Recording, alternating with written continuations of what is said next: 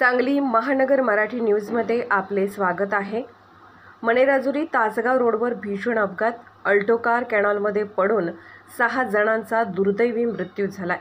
तासगाव येथील पाटील कुटुंब कोकळे तालुका कवठेमहांकाळ नातेवाईकांकडे कार्यक्रमासाठी गेले होते।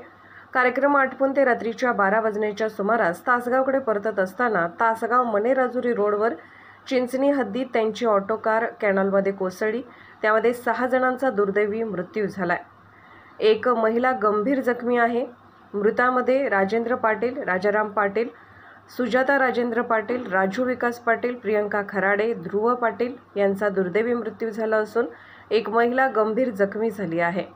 SM मराठी न्यूज मुख्य संपादक प्रकाश लोंढे।